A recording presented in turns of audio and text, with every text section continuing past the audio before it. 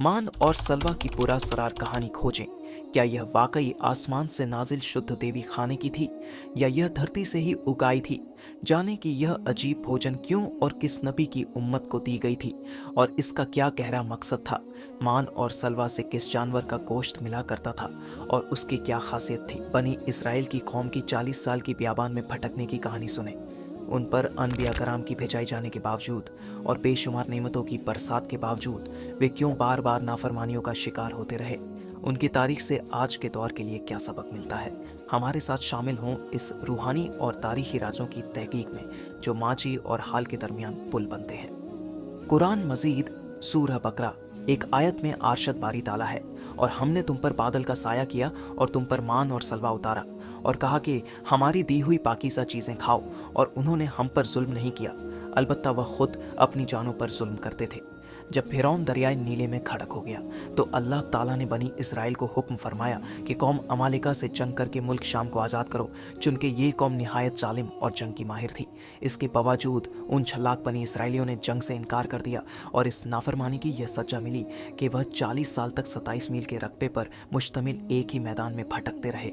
वह लोग सामान उठाकर सारा दिन चलने के बाद रात एक जगह पर पहुंच जाते और जब सुबह होती तो वह वहीं मौजूद होते जहां से चले थे। इस जगह को मैदान तीह यानी भटकने फिरने की जगह कहा जाता है।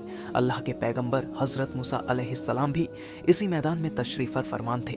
मैदान तीह में होने वाली आताएं हजरत मूसा अलैहिस्सलाम की दुआ से बनी इसराइल पर अल्लाह ताला ने इस मैदान में बेशुमार इनामात और आताएं नाजिल फरमाई।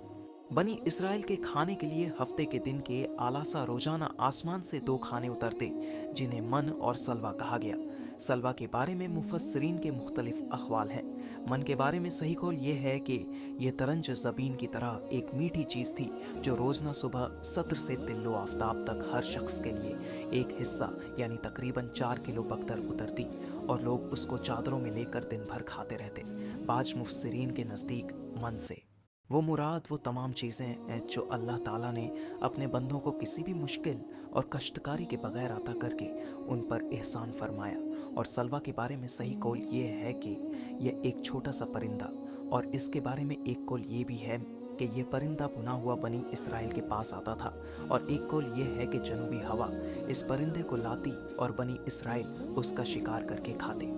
जब पानी की हजरत होती तो अल्लाह के पैगंबर हजरत मूसा अलैहिस्सलाम अपना आसा इस पत्थर पर मारते और बनी इसराइल के 12 कबीलों के लिए इस पत्थर में से बाहर छठी जारी हो जाते। ये वही आसा था जिसे हजरत मूसा अलैहिस्सलाम ने नमरूद के जादूगरों के सामने फेंका था, और अल्लाह ताला ने इस आसा को एक अश्तधा बना दिया था। इसी आसा की बरकत से इस पत्थर से बनी इसराइल के 12 कबीलों के लिए 12 छट्टे अल्लाह ताला जारी फरमा देता। धूप से बचाव के लिए एक बहुत बड़ा सफ़ेद बादल सारा दिन बनी इसराइल के लोगों पर साया करता।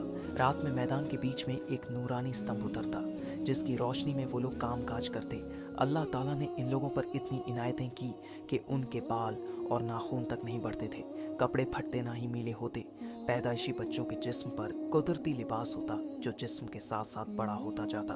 मन एक मीठी चीज़ थी जो फज्र के वक़्त से सूरज निकलने तक हर शख्स के लिए 4 किलो उतरती थी। जब बनी इसराइल ये मीठी चीज़ खा खा कर अकट गए तो उन्होंने आप अलैहिस्सलाम की बारगाह में शिकायत की, जिसके बाद उनके लिए सलवा उतारा गया जो एक भुना हुआ छोटा परिंदा था। बाज मुफस्सिरीन ने इस परिंदे के हवाले से लिखा है कि यह तीतर था, और बाज ने लिखा था कि बटीर था। मन और सलवा के हवाले से रवायतें में आता है कि यह एक ऐसा खाना था जो इंतहाई आसानी से हजम हो जाता था, रंग खुशबू और जायके में बेमिसाल था, हर तबीयत मुसज़ को मवाकिफ आता था।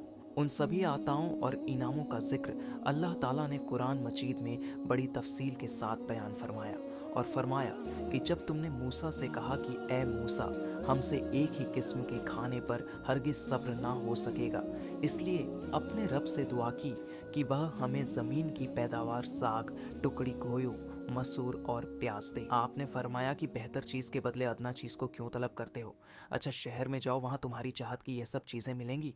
और अल्लाह का गज़ब लेकर वह लोग लूटे कि इसलिए कि वह अल्लाह ताला की आयतों के साथ कुफर करते थे और नबियों को नाहक कत्ल करते थे। ये उनकी नाफरमानियों और ज़्यादतियों का नतीजा है।